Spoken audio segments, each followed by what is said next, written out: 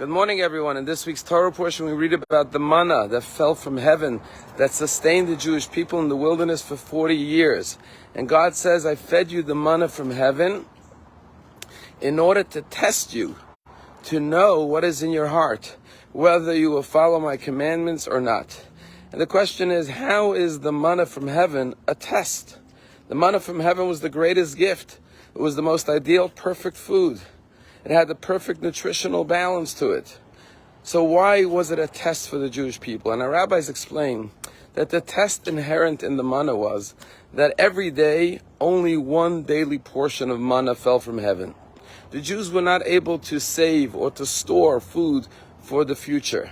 And therefore every day they had to have faith in God that God will provide them their sustenance tomorrow.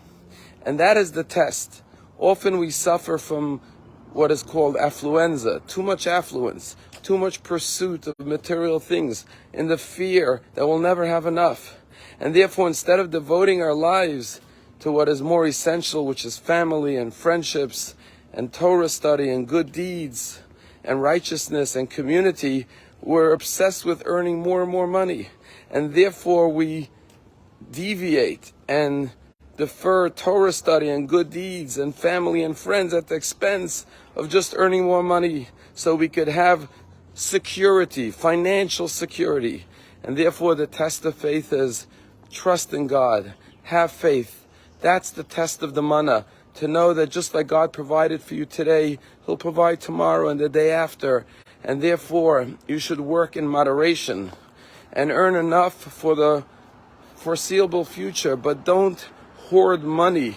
Money is a means to an end. The end is to live a meaningful, purposeful life. They tell a story about a fellow who prayed to God. He said, God, my only request is send me a copy of the Wall Street Journal, post-dated 1 year from now, so I can see where the stock market's going to be, and I'll know exactly which stocks to invest in, and I'll become very wealthy.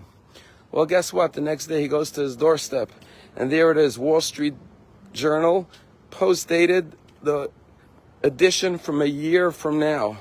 He immediately turns to the stock pages and starts looking at all the blue chips and writing down which stocks are going to be up, which are going to be down, what to sell, what to buy.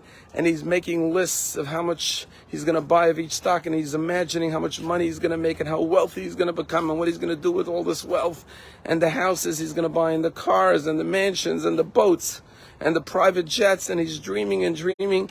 And then he decides to turn to the obituary page. And as he's looking through the obituaries from 1 year from now, there he sees his picture with his obituary. And he says, forget about the stocks, forget about the wealth, forget about the accumulation of material things. If I have 1 year to live, I'm going to spend it with my loved ones, with my spouse, with my children, with my grandchildren, with my community, with God, with acts of kindness and meaningful deeds. That's the lesson of the manna. Even when we earn money, it's a gift from heaven. It's manna from heaven. It all comes from God. And therefore, as He has sustained you and cared for you up until now, He will provide for you in the future. That's the test of trust and confidence in Hashem. Have a wonderful day.